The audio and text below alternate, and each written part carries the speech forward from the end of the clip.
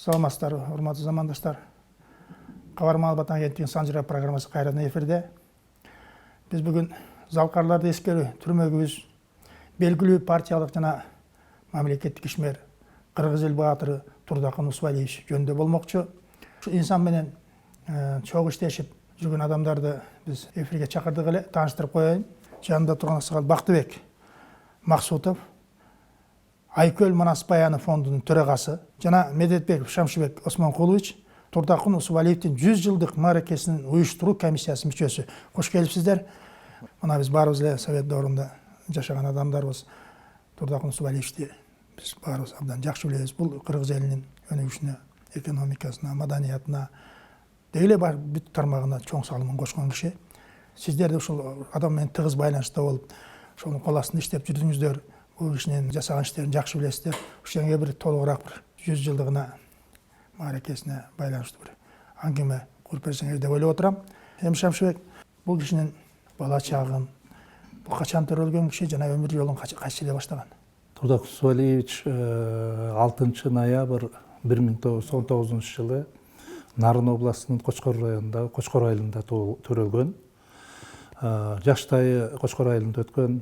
Ошол жерде мектепти бүтүрүп, андан кийин Кыргыз педагогикалык институтуна, тарых факультетине кирип, ал пединституту бүткөндөн кийин кайра ошол Кочкор районуна барып, мугалимдик кесипти аркалаган. 38-жылдан 41-жылга чейин ошол мектептин мугалими, завучка чейин жеткен. Андан кийин райком партиянын Кочкор райкомунда инструкторлук кызматты эметкен, замзав отдел болгон. Андан кийин Бишкекке, ал убакта Фрунзе шаарына партиянын борбордук комитетине инструктор кылып алып келишкен 41-жылы. Ошол эле жылы Москвадагы жогорку партиялык мектепке жиберишкен. Ошол Москвада 2 жыл партиялык мектепте окуган.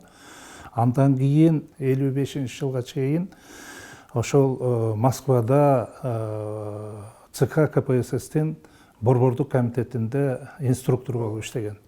Ошол ЦК КПССте инструктор болуп иштеп турганда массалык маалымат каражаттары боюнча ошо Орто Азия алкагын кураторлук кылганда, ошол газета, журнал, телевиденияга кураторлук кылган. 55-жылга чейин, мына 53-жылга чейин Сталиндин жетекчилигинин алдында иштеген. Анан 55-жылы биздин Советтик Кыргызстан газетасына башкы редакторлукка которуп келишкен. Ал жерде 1-2 жыл иштегенден кийин партиянын борбордук комитетине идеология бөлүмүнүн башчылыгына дайындашкан. Ал жерде дагы ошо 58-жылга чейин иштеген. 58-жылы Фрунзе партиянын борбордук комитетинин, борбордук шааркомунун биринчи секретарына шайланган. Ошол Фрунзе горком партиясынын биринчи секретары болуп 61-жылга чейин иштеген. Анан 61-жылы ЦКнын борбордук комитетинин Кыргызстандын, Кыргыз СССРынын биринчи катчылыгына шайланганда, ошондон баштап 85-жылга чейин чейрек кылым партиянын биринчи секретары болуп Кыргыз СССРин жетектеген да. Андан кийин 85-жылы баягы Горбачев бийликке келгенде ошол Турдакын Усубалиевичти болор болбос бир шылтоолор менен жумуштан алышкан. Себеби чейрек кылым иштеп, баягы таныккан жетекчи, ошол убакта көп генералдык секретарлар менен кызматташкан. Ошол кээ бир себептер менен ошол жумуштан алып, КПССтин мүчөлүгүнөн дагы чыгарышканда, 1 жылдан ашык тынбай ошол Москвага арызын жазып, анан Турдакын Усубалиевичтин ошол базып өткөн чейрек кылымдык жетекчилик кылганын баарын текшеришкен да. Ошол атайын Москвадан өзүнчө бригада келип, 30тан ашык киши келип, ошол кыбыр эткен, ошол резиденцияда жашаган дачасы, ошол жерде магазинден сатып алган оокаттарынан бери акчасын төлөгөнбү, төлөгөн эмеспи, ушулардан баарын текшерип, керек болсо Теңдик айылындагы ошол бир 4-5 комната элдики сыяктуу салынган үй бар эле. Ошону дагы арызга жазышканда ошол үйүнө бир дворец салып алды. Анан ошол айылына тезирээк жетиш үчүн кубакы аркылуу жол салды деп ошонун баарын көргөзгөн. Мына келген комиссия ошолордун баарын текшерип, үйүнүн сыртынан көрүп эле ичине киргенден айбыгышканда дворец салды эле, ошо дворец ушул деп келген кишилер таң калып кетишкен да. Анан эми берки кубакы боюнча дагы көп маселелер көтөрүлгөн. Мына бүгүнкү күндө кубакы деген канчалык экономия берип атат да, ошол нарындан Бишкекке каттаган. Кубакы жолу Бишкек, Кубакы, Кочкор, анан Торгартка кетет да, бул нарын жолу. Кочкордон, Кочкор айылынан Балыкчыга чейин 45 километр. 45 километр Балыкчыдан Кубакыга бурулчу жерге чейин дагы бир 30-35 километр, ошондо орто эсеп менен бир 60-70 километр кыскарып атат да. Мына ошол жол салынганда берки экономияны айтпай эле болду. Биз эгемендүүлүктү алгандан бери Торгарт, Бишкек деп Кытайдан чоң жүк ташуучу машинелер жүрүп атат да. Мына ошондон бери орто эсеп менен эсептегенде эле бир 100 миллион деген долларларды биз экономить этип алдык да. Мына бул кишинин ошол убактагы чоң стратег экени, алдын ала көрө билгичтигин көргөзүп атат да бул жол. Ошентип бир жылдан кийин кайра партиянын борбордук комитетинен партиялык атайын комиссия калыбына келтирген, партиялыгын бекитип кайра партияга восстановление болгондо. Мына ошол жылдары биздин борбордук китепканада кеңешчи кызматында иштеп келген да. Кеңешчи болуп, ошол эртең менен жумушка келип, кечке чейин отуруп, кечинде жөө үйүнөн жумушка барып кызмат өтөгөн да. Өзү элестетип көрүңүз, ошол мамлекетти башкарып турган жетекчи бир күн эле библиотеканын кеңешчиси, директордун кеңешчиси деген кызматка отуруп, мына ошол жерде ошол база белгилей кетчү нерсе, ошол китепкананын жааматы дагы бүгүнкү күнгө чейин эскерет да, ошол Турдаксуу Алиевичти көрүп калгандар. Абдан сылык, убагында биз кандай келсек, ошондой келип, кирип, жумуштан кечикпей, убагында жумушка келип, убагында жумуштан кетчү деп ушуга таң калышчу да. Ушу киши абдан иштерман болчу дейт. Ошондо дагы көп архивдерди көтөрүп чыгып, казып, ошол чоң библиотеканын жамаатына өзүнүн абдан бир чоң сунуштары менен абдан пайдасы тийген да. Мына андан кийин ошентип иштеп жүрдү. Биз эгемендүүлүктү алып 1992 жылы Даниил Мукашевич Назарматов депутат болчу, Куланак шайлоо округунан, жогорку кеңештин депутаттыгына. Ал кишини министр кылып тайындагандан кийин ошол округ бош болуп калып, ошол Куланак шайлоо округунун тургундары ошо эл Турдаксуу Алиевичти чакырып, келиңиз биз сизди депутат кылып шайлайбыз деп, ошол 92 жылы жогорку кеңештин депутаттыгына шайланган да. Ана ошондон баштап 2005 жылга чейин депутаттык кызматты аркалады да, депутат болуп жүрдү. Бактыбасов, сиз кайсы учурда чоң иштешип, таанышып калдыңыз? Турдакын Усубалич менен мен мурда жаш кезимде жакындан мындай сүйлөшмөктү алыстан да көргөн эмесмин да. Анан баягы Кыргызстан Компартиясын бир 25 жыл жетектеп келсе, кыргыз элине эмгеги сиңсе, анан бул кандай киши экен деп телевизордон көргөндө, газета журналдардан окуганда, бирөө мындай аңыз кылып сөз айтса, жантагыбыздан жата калып угар элек да. Анан ошентип жүрүп, анан кийин ушу жолуксак деп тилек кылып жүрсөк, 1992 жылы жогоруда айткандай Куланактан 205 шайлоо округунан Кыргыз Республикасынын жогорку кеңешине депутат болуп шайланып келип калды. Анда мен дагы ошо жогорку кеңеште депутат элем. Экономика, бюджет, финансы, баа маселелери боюнча комиссияда секретарь элем, агесте комиссия эмес, комитет эмес, комиссия деп атап койчу да.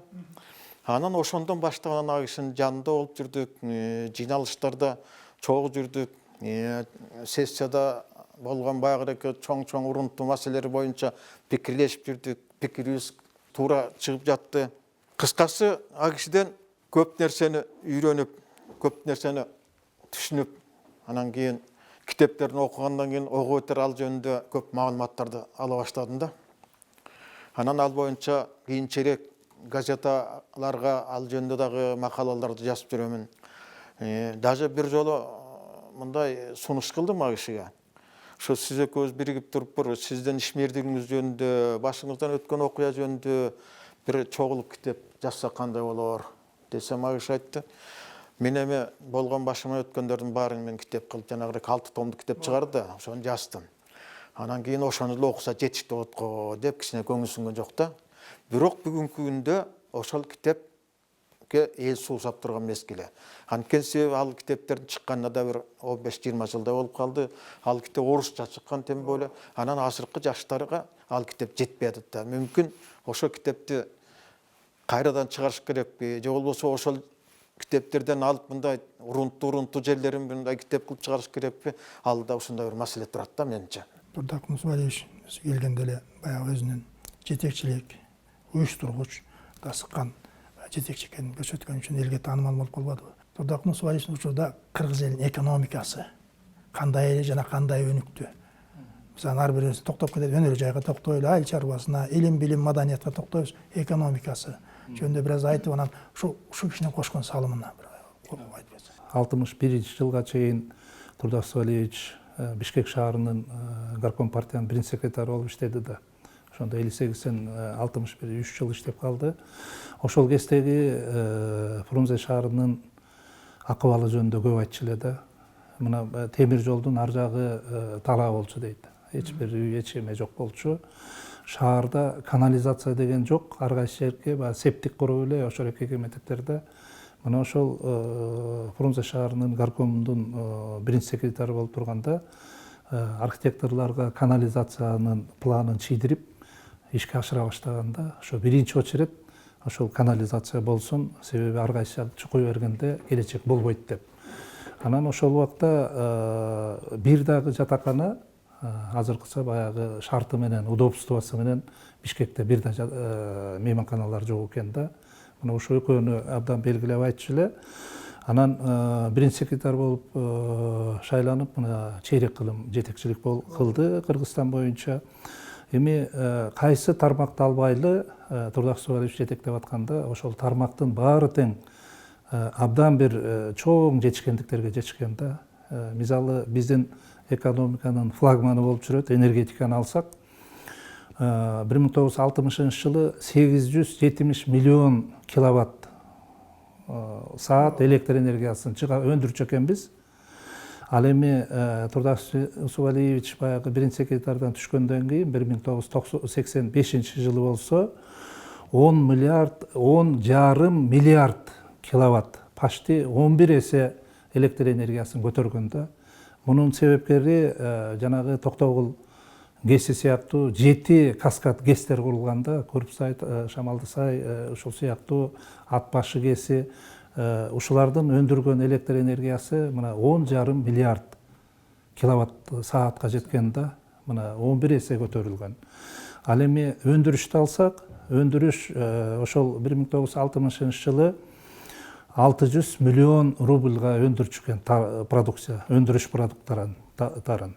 Ал эми 1985-жылы 12 миллиард рубльга, 12,5 миллиард рубль өндүрчү экен. Ошондо мына бул дагы 12, 13, 14 эсе болуп атпайбы. Ал убакта 1 рубль 60 копеек Американын $1 болчу. Мына азыр эсептеп көрсөк, азыр андай продукт өндүрбөйбүз да. Азыр мына биз эгемендүү мамлекет катары ошол 85-жылкы продуктуну өндүрө албайбыз да. Мына электр энергиясын ар бир айыл совхоз колхоздордогу чабандардын сарайына чейин жеткирди да. Ошондо 53.450 километр жерге электр энергиясын тарттырган экен да. Элестетип көрүңүз, 53.000 километр ошол ар бир чабандын сарайына чейин электр энергиясын жеткирген да. Ушунун өзү эле эмне деген жетишкендик. Ушул абдан бир чоң жетишкендиктерде. Анан дагы бир айта кетчү нерсе, 60-жылы 9 мамлекетке, чет өлкөгө экспортко бизден чыккан продукцияны жиберчүкенбиз 9 чет өлкөсүнө. Ал эми 85-жылы 53 мамлекетке, ошонун ичинен ошо 53-түн бир 18-20сы Европага, калгандары Азия мамлекеттерине, ушундай 53 мамлекетке ошол бизден өндүргөн продукцияны экспортко чыгарчу экенбиз да. Продукциялардан бул эң негизгиси жанагы пресс-подборщиктерди. Фрунзатындагы айыл чарба техникаларын чыгаруучу заводдо пресс-подборщиктерди чыгарчу. Мына ошол биздин пресс-подборщиктер Союзда жалгыз чыккан пресс-подборщик болчу да. Ошону көп мамлекеттерге экспорттоп, анын аналогы чет өлкөлөрдө Германияда чыкчу экен да. Андан бөлөк текстиль экспортко чыкчу, айыл чарба продуктылары экспортко чыкчу, көп нерсе. Керек болсо бизде машина сборка болчу да ушул жерде. Жанагы газ самосвалдар ушул жерде сборка болчу, электродвигательдер чыкчу. Андан бөлөк мына завод Фисперворов деп койчубуз, ал убакта азыр Дастан заводунда жанагы торпеда ушул сыяктуу эмелердин баары ошо бизден чыкчу да. Ал эмес бул жерде ОКБК деген эме бар болчу, жанагы Институт космических исследований. Ошол жерден даже жанагы салют станциясы, учуп аткан ракеталардын бир топ тетиктери ушул жерден чыкчу да бизден. Мына биз сыймыктанчу абдан көп нерселер чыкчу да. Ошол эле сурмабыз, сымап, ушул сыяктуу продукттар, мына алтын ошол убакта экспортко кетчү. Эми ошол продукцияны өндүргөн завод-фабрикаларда мына бир жагы эле 10 000, 20 000, 50 000ге чейин жумушчулар иштечү да.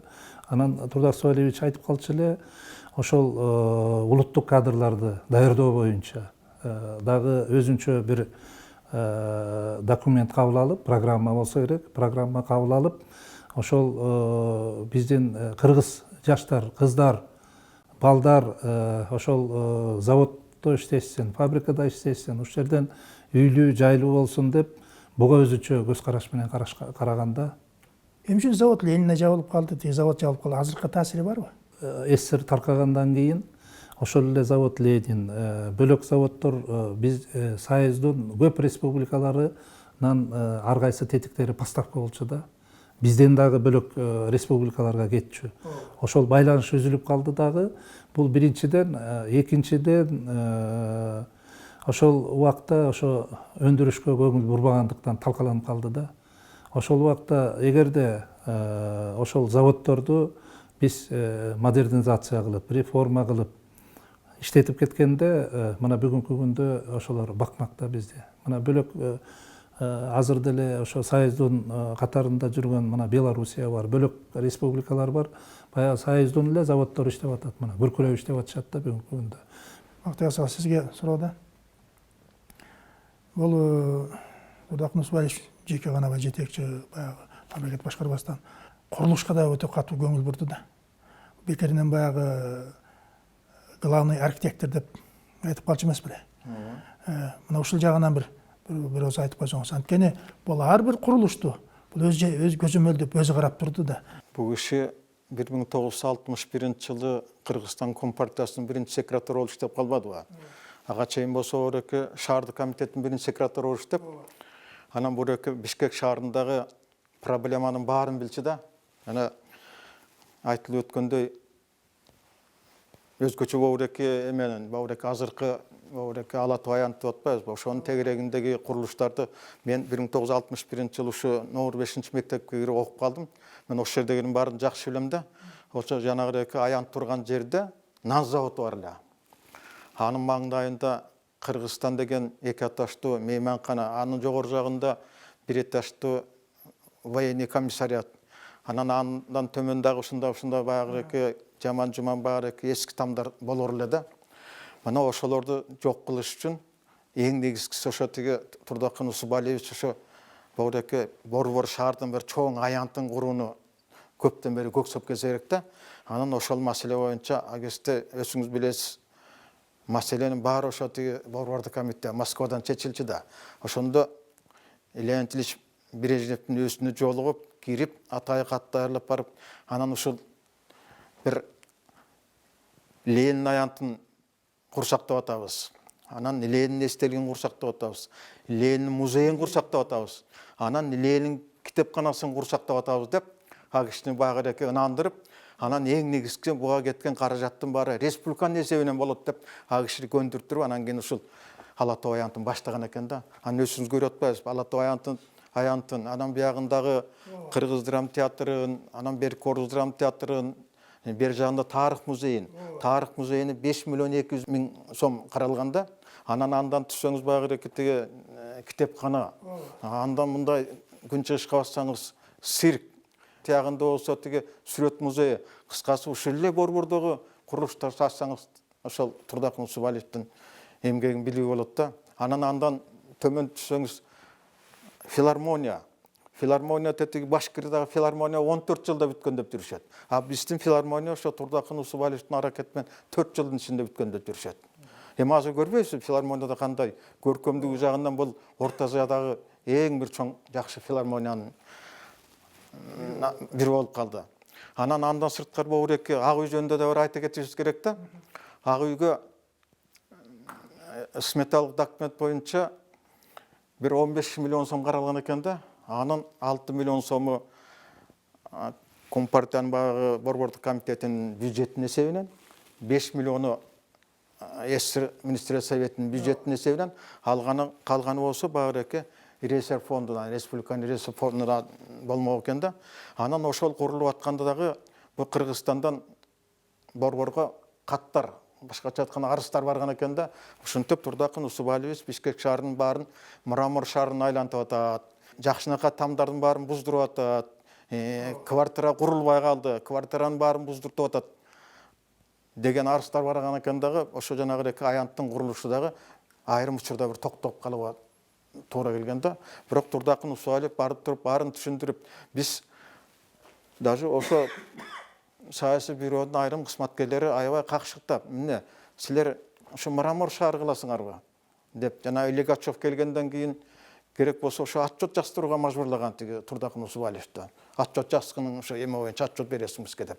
Ак үйдө мына бүгүнкү күндө президентибиз отуруп иштеп атат. 120 депутаттан турган парламентибиз иштеп атат. Эки жактан башка өлкөлөрдөн келген мамлекет жетекчилери келип ушул жерде иш-чараларды өткөрүп атат, кол коюшуп атат жакшы иштер боюнча.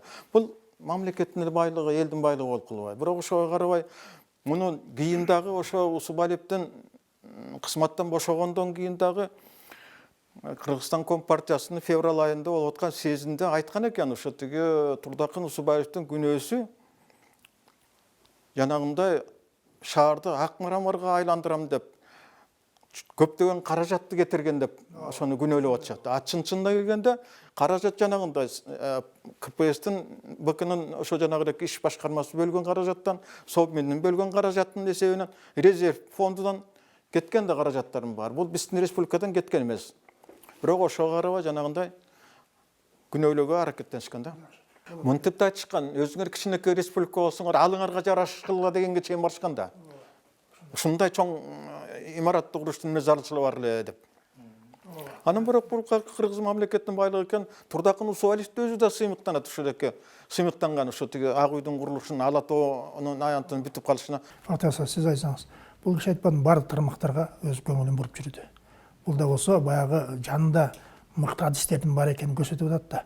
Ана издеп көрсөтүп, биз бул эмени өрчүндөтүбүз керек дегендей, бул киши өзүнө жакын кишилерди алып, ошолордун баягы ой пикирин угуп, ошо керек экенин билип атат да. Мына маданият жөнүндө айтсаңыз. Маданиятка келгенде баягы кыргызда сөз бар эмес, башканы коюп Манасты айт дейт. Бул Манас аэропорту кандайча Манас атка конгонун айтып берейин. 1974-жылы Чыңгыз Айтматов телефон чалып калды Турдакын Усубалиевичке. Манас аэропорту качан бүтө турган, быйылкы ушу тиги эмеге юбилейге чейин бүтөр бекен, бүтпөс бекен дегенде, буюрса бүткөрөбүз деп айткан экен да тиги Турдакын Усубалиевич. Анан кечке чакырыптыр. Кечинде келиңиз чогуу барып көрөлү деп. Анан Турдакын Усубалиевич, Чыңгыз Айтматов, Төрөбай Кулат үчөө барып саат 8-де барса, ошондо жумуштар иштеп аткан экен дейт. Баа техникаларын баары иштеп, асфальт салып, жолду түзөткөн түзөтүп, аябай ушундай кечинде ошо дүпүлдөтүп иштеп аткан экен. Анан жолдо жатканда Турдакын Усубачы айтыптыр, ушул эмгекчилердин эмгегин бир газетага бир мындай билдирип койбойсуз деген экен, макулдуу убада берип, анан кийин взлетная полоса деген чоң бир макаланы анан Борбода газетага айтып жазып чыккан экен да. Бул дагы ошол эки тиги аэропорттун тезирээк бүтүшүнө бир демилге болгон экен да, көмөкчү болуп калган экен. Анан жолдон келатканда Турдакын Усубачы айтыптыр, ушул аэропортко Манастын атын койсо кандай болор дегенде Чыңгыз Айтматов айткан экен. Эң сонун кош колдоп колдойм деген экен. Анан Кулатовго сурап, сиз кандай сиз кандай дейсиз дегенде ал киши айткан, мен да колдоймун. Анан бир буйроодо бир карап койсок болот го бул маселени деген экен. Анан ошентип Борбордук комитеттин бюро мүчөлөрүнүн макулдугу менен анан андан кийин министрлер советине тапшырма берилип, анан Кыргыз Республикасынын жогорку кеңешинин президиумунда ошо аэропорт Манастын аты берилген экен. Бул бир жагы. Экинчи жагы, мына Манас эпосун өзүңүз билесиз, бирөө каршы чыккан, бирөө колдогон, тигинтинт отуруп, кээде чыгып калып, кээде чыкпай калган да. Анан бул Турдакын Усубалиевдин убагында ошо 80-жылдарда Атай ошо бюронун токтому менен Манас эпосунун толук вариантын, Сагынбайдын, Саякбайдын варианттарын чыгаруу, аны орусча тилге которуу, кара сөз түрүндө которуу жөнүндө маселе болот да. Ошого тиешелүү акча бөлүнөт. Бул жерден Кыргызстандан Сагынбайдын, Саякбайдын бир нече тому чыгат. Москвадан дагы бир топ томдор чыгат. Сагынбайдын орусча которулган. Проза варианты дагы ошо Москвадан чыгат. Башкача айтканда, бул Манас эпосуна Турдакын Усубалиевдин чоң эмгеги бар. Анан да бир маалымат, ошол Турдакын Усубалиевич иштеп турганда театр жагына, ошо кино жагына дагы, ошо кыскасы маданият жагына өзгөчө көңүл бөлгөн экен. 14 адам эсирдин эл артисттиги наамын алган экен. Ошо жана Миңжылкыев, Муратбек Рыскулов, Кыдыкеева дагы ошонун баары башка 16 адам эсирдин эл артистине татыктуу болушкан экен. Андан башка дагы селолордун баарында клубтар курулган. Райондун борборлорунда маданият үйлөрү курулган. Көп жерлерде эки этаждан, даже Тетереке Таластын айрым колхоздор эки этаж маданият үйлөрүн курган. Бул дагы ошо Турдакын Усубалиевдин ошо маданиятка болгон көз карашынын түздүгүнөн болуп атат да. Эми Турдак Усубалиевич баягы чейрек кылым башкарганда бул маданиятта, кинодо, илим билимде абдан чоң өнүгүүлөр болгондо ошол 25 жыл чейрек кылымды бизде өзгөчө маданият кызматкерлери айтып жүрүшөт, ошол күмүш доор болгон депчи. Баягы Европадагы серебряный век деп аябай өнүгүү болбоду беле. Бизде дагы ошол Турдак Усубалиевич жетектеп жүргөндө маданиятта, кинодо абдан чоң жетишкендиктер болду деп. Мына мен киного токтолсом, 61 жылы Чыңгыз Төрөкуловичти кинематографисттер союзунун төрагасы кылып шайлаганда, анан азыркы замандаштарыбыз, калемдештери көп айтып жүрөт да, себеби жазуучулар союзуна алып келбей, Чыңгыз Айтматовду ошо кинематографисттер союзуна түртүп койду. Ошонун чыгармачылыгы өспөсүн деп Турдак Усубалиевич көрө албай ошол жака жиберди деп ар кайсы ойлор айтылып жүрөт. Бирок ал ойлор менимче туура эмес. Себеби ошол кинону көтөрүш үчүн Чыңгыз Төрөкуловичти атайын ошол кинематографисттер союзуна төрага кылганда, мына 61 жыл келип атат Чыңгыз Айтматов. 62 жылы мамлекеттик Ленин атындагы госпремиянын лауреаты кылып атат. Эгерде республиканын жетекчиси кадатайствовать этпесе, сыйлык берелик дебесе, эч ким сыйлык алмак эмес да. Чыңгыз Айтматов да алмак эмес ошол госпремияны. Анан ошондон 85 жылга чейин кинону башкар, кинематографисттер союзун башкарды да. Мына ошондо ким союзга эмес, дүйнөгө белгилүү кинорежиссерлор келип чыкты. Мына Төлөм Шокеев, Болот Шамшиев, ушул сыяктуу көптөгөн кинорежиссерлор чыгышты, кинооператорлор чыгышты. Себеби ошол атайын жаштарды борборго, Москвага жиберип, ошол ГИТИСке окутту, театралдык институттарга окутуп, актерлорду даярдады, режиссерлорду даярдады, операторлорду даярдап, 5 жыл 10 жыл. Анан 70 жылдардан баштап ошол окуп келген балдар баягы билимин көргөзө баштады да. Мына көп Берлин кинофестивалынын, бөлөк кинофестивалдардын лауреаттары боло баштады. Биздин көптөгөн кинолор тартылды да, белгилүү, дүйнөгө белгилүү кинолор тартылды. Мына мында дагы кино тарабында дагы Турдак Субалиевичтин эмгеги абдан чоң. Мына Чыңгыз Төрөкуловичтин 50 жылдыгына ЦК КПСС Москва отказ берип койгондо, жаш дагы иштесин деп. Бөлөк дагы жазуучулар бар, уже баягы 60-70ке чыгып калган. 50 жаштагыга мындай берилбейт деп отказ бергенде, Турдак Субалиевич ошол ЦКнын секретарларына кирип, Брежневке чейин кирип атып, Чыңгыз Төрөкуловичка баатырлык алып берген да. Ал мындай болот экен. Чыңгыз Айтматович 50 жылга толот экен да, ошо 1974-жылы. Анан өзүнүн демилгеси менен Турдак Субалиевич кат камдап алып, агентство Москва чечет да. Анан кийин борборго барып туруп, идеология боюнча секретарь Зимянин деген болгон да. Ошонун өзүнө кирет. Кандай дейсиз, биз ошо кишини социалист эмектин баатырлыгына сунуштап атабыз дегенде эле чалкасынан кетти киши. Эч убакта Советтер Союзунда 50ге чыккан киши социалист эмгектин баатыр болгон эмес. Мен Чыңгыз Айтматовду тааныйм, китептерин окугамын, мен каршымын дейт.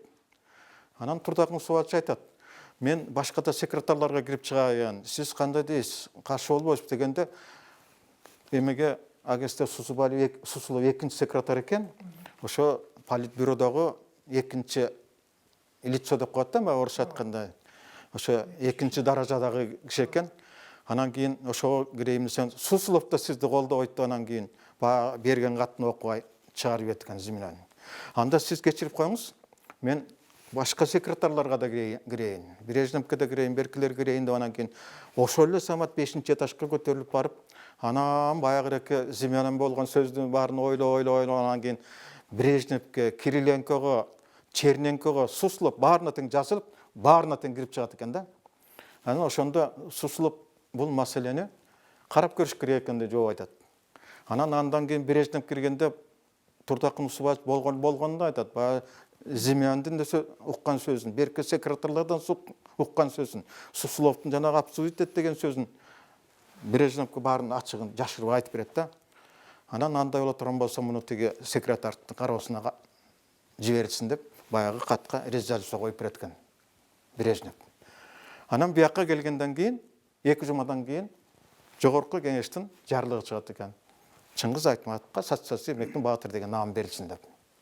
Анан баягы Турдак Субалиевичтин өзүнүн айтымында, баягы Зимянин эми бир кичине баягы маселенин чечилгенин кубаттап, кичине куттуктап коебу десе, жок дейт, айткан жок дейт. Ошого үчүн Чыңгыз Айтматовду эметти, куттуктадыбы билбейм дейт.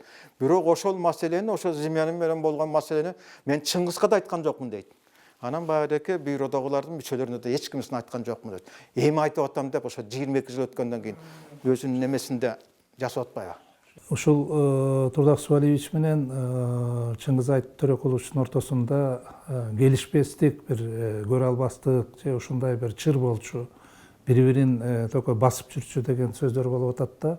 Мен Турдак Субалиевичтен өзүнөн да уктум, Чыңгыз Төрөкуловичтен да уктум да, ошол экөөнүн бири-бирине болгон мамилесин.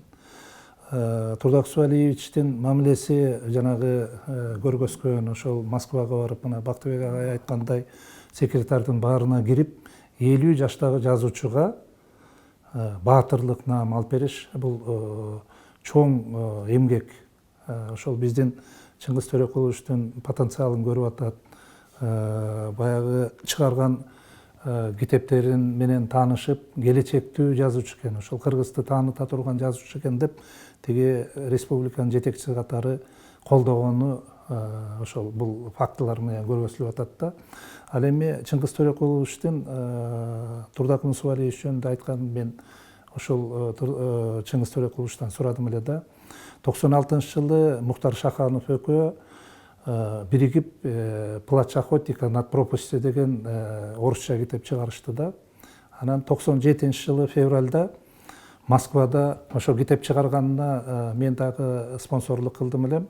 Анан презентация кылабыз деп Москвага литературный газетага как раз февралдын башында болчу. Бизди да чакырып, ошол биз жардам берелик деп, ошонун баарын уюштуруп бердим да мен. Ошол москвалык жолдош жигиттер менен. Анан литературный газетада презентациясы болду китептин. Андан кийин Эхо Москвага барышып интервью беришти, ошол китеп боюнча Шаханов экөө, Муктар Шаханов менен. Андан кийин ошо жолдош баламдыкына барып, көпкө чейин сүйлөшүп отурдук да. Анан ошол бир убакта мен Чыңгыз Төреқуловичтан сурап калдым. Ушундай эле көп сөз болуп ушу Турдаксу Валиевич экөөңүздөрдүн мамилеңиздер жөнүндө. Кандай десем айтат, Шамшыбек, мен жазуучумун дейт. Кинематографисттер союзунун төрагасымын Кыргызстандан. Анан биринчи секретарь менен менин мамилем начар болсо, мен баатырлыкты да албайт элем. Мен госпремияны да албайт элем. Мага мүмкүнчүлүк түзүлмөк эмес, мен мүмкүн Кыргызстандан кетип, Москвада же бөлөк жерде өзүмдүн китептеримди жазмакмын. Ошон үчүн Турдаксу Валиевич менен ал айтылган кептин баары тең болбогон, баягы шоон эспеген сөздөр. Ошон үчүн экөөбүздүн мамилебиз абдан жакшы болчу дейт. Экөөбүздүн мамилебиз ошол эл үчүн, мамлекет үчүн мен айткан сунуштарымды дайым колдочу дейт. Мен дагы көп сунуштарымды, кеңештеримди берчүмүн, аны дагы какчу эмес дейт. Турдаксу Валиевич ушундай илберки, абдан жакшы жетекчи. Ошон үчүн чейрек кылым Кыргызстанды башкарбадыбы. Ошол башкарып атканда кино эмес биздин, мына киного дагы финансированияны абдан көп берчү дейт. Мына даярдап кадрларды, ошол артисттерди бөлөк центральный вуздардан окутуп, канча деген актерлорду тарбиялады. Ушул эмгегин биз кантип унутабыз деп айтты эле да. Жакшы. Турдаксу Валиевичтин көрөгөчтүгү дейбизби, акылмандуулугу десек болот. Муну жалпы элге азыр айтып койбосок, көпчүлүгү деле билбейт. Мына баягы пахта маселеси боюнча көп жерлерди Өзбекстан сурабадыбы? Ошондо ушул Турдаксу Валиевич өзүнүн баягы катуу позициясын көрсөтүп койду да. Ошол жөнүндө токтолуп кетсең. Союздун ЦККПСтин чечими чыгат да. Орто Азиядагы пахта өстүрүүчү атайын бир республиканы тандап алалы. Дагы бөлөк республикаларда өндүргөн райондордун баарын ошого кошуп берелик деп. Өзбекстанды тандап алышат. Ошол жерге илим изилдөө пахта боюнча институтун ачышат атайын. Пахтаны терүү, эгүү боюнча айыл чарба машинелерин жасоо заводун ачышат дагы. Анан Кыргызстанда бизде 4 район бар экен, пахтачыл, пахта өндүргөн. Ошол райондорду Өзбекстан составына өтүп берсин деген чечим чыгып калат. Кайсы райондор? Ошондо биздин азыркы Ноокен, Жаңы Жол, Кара Суу, анан кийин Араван райондору. Ошол 4 районду өткөрүп бериш керек. Ошол сезон бүткөндөн кийин Өзбекстан составына өткөрүп бересиңер дейт. Ал эми Казакстандын дагы Чимкент областынын 4-5 районун, пахта эккен райондорун өткөрүп бересиңер деп. Анан Турдаксу Валиевич Москвага чаап барып, ЦКнын секретарлары менен жолугуп айтат, биз азыр пахтаны мына жаңы үйрөнүп келатабыз, бирок Өзбекстан кандай өндүрсө пахтаны биз кем калбайбыз. Эгерде кем калып калсак, ошол кем калган жылдан кийинки жылдар өткөрүп берели.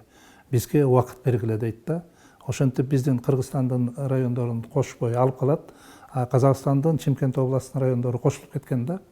Анан кийинки жылы Өзбекстан центнердин 28 гектарына 28 центнерден пахта алышат, а биздики 24 центнер болуп калат да. Бирок ушунчалык аракетти, ушунчалык уюшкандыкты көрүп туруп, анан Турдаксу Валиевичтен суранат, эми биз теңдегенге аракет кылабыз, эми кошпойлого болот деп.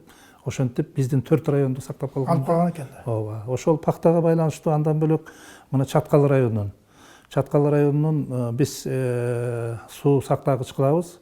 Суу сактагыч кылып, биз баягы жазгы, күзгү талаачылык жумуштарына колдонобуз суусун деп ал да чечилип калып, анан Турдаксу Валиевич четин угуп калып, Чаткалды Токой чарбасына өткөрүп берип,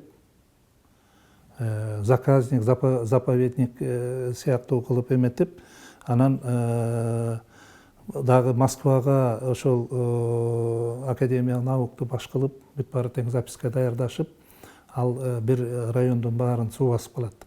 Бул жерде Момунча эмгек, Момунча Токой чарбасынын өсүмдүктөрү бар. Эгер ошонун баары тең суунун алдында калат, анан ошол убакта мыйзам да бар экен.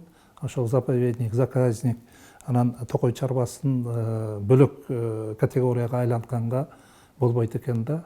Аябай бир катуу запреттер болсо керек. Ошентип чаткалды сактап калган. Андан кийин, андан мурунураак сөңкөлдү бизге суу жетпей атат. Сөңкөлдү казып эле түшүрүп ылдый көздөй Көкөмөрөндүн суусуна кошуп, анан нарын менен Өзбекстанга келет деп. Ошондой да бир уже өзбектер кайрылып атып, Өзбекстандын жетекчилери ЦК КПССтен ага да макулдугун берип коюшканда, мына ошондо Турдаксу Алиевич ошол СССРдын Академия наугунун президенти Александровду баш кылып, бир топ министрликтерди ээрчитип келип, академиктерди ээрчитип келип, вертолетко салып, сөңкөлдү көргөзүп, үстүнөн конуп, анан кандай кооз ажайып нерсе. Мына эгерде сөңкөл эметсе, мына Моурекинче жердин баары тең кургайт. Бул балансты сактап турган көл. Ошол биздин ошол Нарын областында. Ошон үчүн деп келип вертолет менен көргөзүп, анан биздин Академия науктун базасында чоң бир кеңешме окумуштуулар менен ошол Союздан келген министрлер катышкан чоң бир кеңешме өткөрүп, кеңешменин баягы чечимин чыгарып, сөңкөлдү эч качан бурганга болбойт. Эгер булса, биринчиден экологиялык чоң катастрофа болот.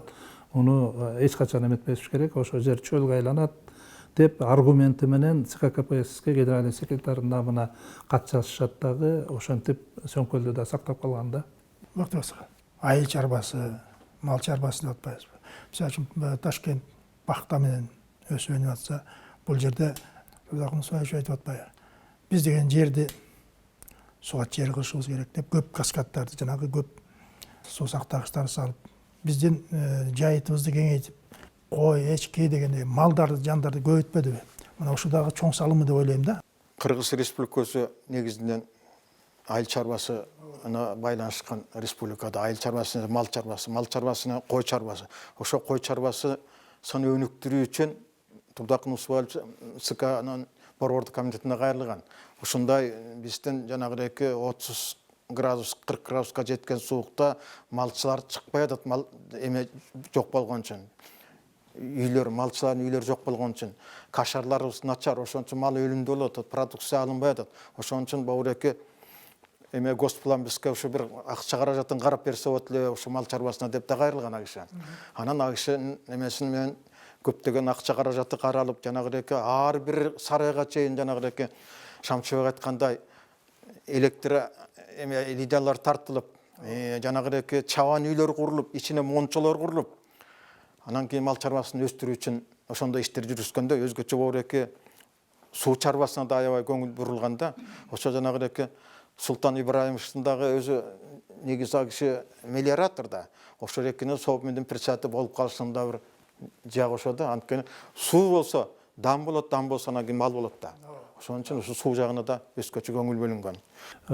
Айыл чарбасы, мына ошонун ичинде мал чарбасы аябай өнүккөн да. Малдын башы 12 миллион башка жеткен. Ошондон 25 миң тонна эт өндүрчү. 25 миң тонна. Меринос жүнүн 40 миң тонна өндүрчү. Ошону элестетип көрүңүз, ушунун баары тең өзгөчө жүн валютага чет өлкөгө сатылчу да. Бактыбек, сизге да бир суроо да. Бул угуп жүрөбүз. Ушундай бир акырында ачыкка чыгарсаңыз, Разак менен Усубалиевдин ортосунда мамиле кандай болгон? Эми кыргызда сөз бар, асылды асыл таанийт деген. Анын сарында бул кыргыздын эки асыл азаматы, улуу инсаны экөө бири-бирин эле колдоп, бири-бирин эле сыйлап келишкен. 1966 жылдарда экен Турдакын Усубалиевич Москвага пленумга барып калат. Анан Москвага мейманканасынан орун алчу экен. Анан мейманканада отурса эле эртең менен саат 9-да телефон сыңырап калды дейт. Телефонду көтөрсө Исхак Разаков экен. Ана киши суранып, ушу сиз менен жолугушайын деп келдим элем, кандай мүмкүнчүлүгүңүз болду деп. Келиңиз, анан жолугушуп акыбал сурашат. Анан Исхак Разакович айтат, ушу 1 жылдан бери ооруп жүргөнүн, ден соолугу жакшы болбой жүргөнүн, иштебей калгандыгын, пенсияга чыккандыгын, болгону бир 120 сом аларын, аялында иштебей калгандыгын. Анан ушул боюнча өзү иштеген жери госпландын бир подотделине барганда, анан ал кишилер ал жакта дагы колдоо көрсөтүлбөй калганын айтат. Анан ошондо Разаков суранат.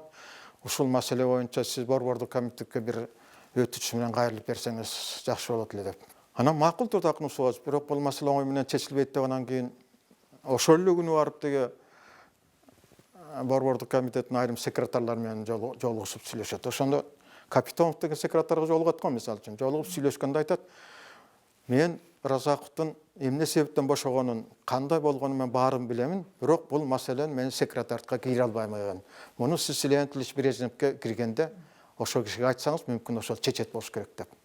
Анан кийин Леонид Ильич Брежневке кирет, Турдакын Усубалович жасылып.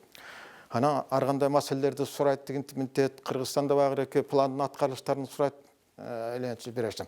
Анан аягында кандай маселеңиз бар дагы дегенде, ал киши айтат, ушунда айтып багыраки Ысқақ Разаков менен сүйлөшкөн сөздөрүн айтып берет. Анан Брежнев айтат: "Мен деле Казакстанда иштедим элем, бирок ал кишини тааныбайт элем. Эгерде бюро, Кыргызстан Компартиясынын бюросу чечсе, биз анда тиги секретарды кароого макулбуз" дейт. Анан ошодон келет дагы багыраки Республикалык партиялык комитеттин бюросунда айтат: "Ушунда мен Разаковго жолуктум, ушундай акыбалда ушундай экен. Ушуну бир сунуш кылбайбызбы тияка" дегенде, анан кийин жыйынтыгында баягы каршы чыккандар болот биринекөө, бирок жыйынтыгында баары тең бир добуштан анан кийин жанагыраки катты даярлап сунушту жиберет тияка. Сөздүн кыскасы, ал киши 250 сомдук пенсияга чыгат, Совминдин столовойнон баягы тиешелүү азык түлүктөрдү алып турат экен. Анан андан сырткары жанагыраки саламаттык сактоо министрлигинин 4-чү эмеси бар экен. Ошого бекитет экен. Анан андан сырткары аялы менен ай сайын ошо Москванын жанында бир курорт бар экен, ошого эс алууга мүмкүнчүлүк берилет экен тигишиге. Ошентип анан кийин дагы бир көп жылдан кийин дагы жолугуп калат. Баягы Ысқақ Разаковдун ден соолугу жакшы болуп, татынака болуп багыраки. Баягы кебетеси жок да, жакшынакы болуп калыптыр дейт. Анан акыбал сураганда киши айтат: "Ушундай орус чыгармаларын өзбек тилине которуп атам. Ден соолугум жакшы, Кудайга шүгүр. Анан ушу Кыргызстанды 10 жылдан бери көрө эле келем" дейт. Анда болсо келип кеттиңиз, бир шартыңыз келгенде, жай болобу, күз болобу, чыгылып, менимче жайында келгениңиз дурус го дейт. Анан ошентип анан жайында Ысқақ Разаков келет. Келгенден кийин Чолпон атага путевка берет, бир айга. Андан кийин бир машина берет, ГАЗ 24 машинаны бекитип берет. Жогорку кеңештин иш башкаруучусу Токоев беле ошондой кишини жанына кошуп берет. "Сиз ушу кеткенче ушу кишинин жанында болосуз" деп. Кыскасы болгон шартын түзүп берет. Разаков эс алат, Кыргызстандын баардыгын көрөт, өзүнүн мекенине барат, Илеликке чейин барып көрүп келгенден анан кийин Усубалиевге келип ыраазылыгын айтат. "Мен ойлогон нерсенин убагында жетишпей калдым элем, бирок ошонун баары аткарылыптыр. Сизге рахмат" дейт. Анткени себеби багыраки ошо Лейлектин баардыгы эмелерин, баягы айыл кыштактарын көрүптөндөр маданиятын көтөрүү боюнча, жанагыраки суу барбаган жерлерди өздөштүрүү боюнча ошол иштерди ойлоп жүрсө экен да Разаков. Анан ошолордун баары баягы каражаттын жогун аткарылбай калган экен да. Анан Турдакын Усубалов жанагындай секретар болгондон кийин ошол иштердин баары аткарылып, бир нече совхоз уюштурулуп, анан миңдеген гектар жерге суу тартылып, анан жанагындай маданият үйлөрү курулуп, жакшы имараттар курулуп, анан кийин элдин жашоо турмушу жакшылык калганын көргөндөн кийин анан Турдакын Усубаловго ыраазылыгын билдирип, анан Москвага жөнөп кетти экен. Бул киши баардыгын көрүп билип турган, баарына тең караган ичинде түштүк тарапка кайсы мекемелерди курдуртту? Эгер энергетиканы баштасак, мына 7 каскадтын 6 ошол ат башы кесинен бөлөк каскадтын баары тең ошол Жалал Абад областында курулган. Андан бөлөк таш көмүрдө Союз боюнча жалгыз полупроводниковый завод ошол Турдак Усубалиевичтин убагында курулуп бүтөйүн деп калганда, ламповый, Майлосайский ламповый завод, таш көмүрдүн көмүрү, Ош насос заводу, текстиль, шелк комбинаттары, ушул сыяктуу мына Кадамжайдын сурма комбинаты, Сымап комбинаты, Кайдархандын. Ушул сыяктуу абдан көп өндүрүш ошол түштүк регионго курулган. Бул Ысқақ Разаков, Казы Диканбаев деп атпайбызбы? бул кезегинде баягы эме карап чыгып, орус мектептерде кыргыз тилин кейишкен турбайбы? Мына 59-жылдын башында Исхак Разаков партиянын жетекчиси катары, Совминдин председатели катары Казы Дыйканбаев болуп, ошол орус мектептерге кыргыз тилин киргизүү боюнча атайын чечим кабыл алышкан. Анан көп өтпөй эле, көп бир 5-6 айдан кийин ошол 59-жылы Степкин деген секретарь менен Совет министрдин төрагасы Казы Дыйканбаев экөө ошол кабыл алган чечимди отменять этишкен да. 59-жыл эле. А мен ойлоп айтып жүрүшпөйбү, Усубалиев отменить эткен. Жок. Эч кандай Турдак Усубалиевичке тиешеси жок. Турдак Усубалиевич 61-жылы келди. А бул 59-жылы кабыл алуу эле 59-жылы эми баарыбызга белгилүү, ал убакта Москва координировать этчү. Шамшыбек, мына Турдак Усубалиевичтин 100 жылдык мааракесин уюштуруу комиссиясынын мүчөсүсүң өзүң. Мына ушул быйыл 6 ноябрда болсо керек, менимче бул Турдак Усубалиевичке 100 жыл толот. 95 жылдык мааракесин өткөргөнсүңөр. Тилебиз баарыбыз эле. Бул жылы кандай пландап жатасыңар? Ушу иш боюнча кандай эмне иш жүргүзүп жатасыңар? Эми Турдак Усубалиевичтин өзүнүн көзү жок, биринчи жолу юбилейин өткөрүп атабыз. Мына 90 жылдыгын, 95 жылдыгын өзүнүн көзүнүн түрүсүндө өткөргөнбүз. А киши аябай скромный киши, мага чоң эменин кереги жок деп көп нерселерден отказ берген да. Азыр 100 жылдыгын биздин мамлекеттин президенти Сооронбай Шарипович Жээнбеков өзү демилге көтөрүп комиссия түстүргөн өкмөттүн алдында, жана өзү кызыгып ошо дайыма кабардар болуп, юбилейге кандай даярдыктар болуп атат, эмне иш-чаралар аткарылып атат, эмнелери аткарылбай жатат деп мына жакында эле бизди кабыл алып, ошол жөнүндө абдан кенен сүйлөштүк. Жана биздин президентибиз айтты, бул 100 жылдык Турдак Усубалиевичтин өзүнө керек эмес. Бул 100 жылдык биздин кыргыз элине, кыргыз мамлекетине керек. Себеби биз тарыхты эч качан унутпашыбыз керек. Турдак Усубалиевичтин эмгегин эл эч качан унутпаш керек. Абдан көп эмгек кылган. Ошондуктан Турдак Усубалиевичтин 100 жылдыгын жогорку деңгээлде өткөрөбүз. Мына өзүм контролдоп, өзүм өткөрөм деп абдан жакшы каалоо тилектерин айтты. Бир топ иш-чаралар бекиген, 30га жакын иш-чаралар бекиди. Ошонун четинен уже башталып, уже четинен аткарылып атат. Эң негизгилери болуп 2 китеби чыгып атат. Биринчиси Жумагул Сааданбековдун Турдак Усубалиевич жөнүндө китеби жакында басууга берилип атат. Экинчиси Осмонакун Ибраимовдун Турдак Усубалиевичтин 100 жылдыгына карата Москвадан «Жизнь замечательных людей» деген сериядагы китеби уже жакында октябрдын башында даяр болот, алда чыгып атат. Андан бөлөк Ош шаарында, Нарын шаарында, ошондой эле кичи мекени Кочкордо эстеликтери турат, чоң иш-чараларды алганда. Анан 6 ноябрда биздин улуттук филармонияда президентибиздин катышуусу менен, жалпы коомчулуктун катышуусу менен ошол 100 жылдыкты белгилейбиз. Академия наукта чет элдик коноктордун катышуусу менен илимий практикалык конференция өтөт. Бир топ институт жогорку окуу жайларынын атактуу профессору, ал жерлерде дагы өзүнчө чоң иш-чаралар өтөт. Урматтуу коноктор, сизге чоң ыраазычылык билдирем. Анткени мына чейрек кылым башкарган Турдак Усубалиевдин жасаган ишин, баскан өмүр жолун көпчүлүк адамдар, жаштар деле биле бербейт.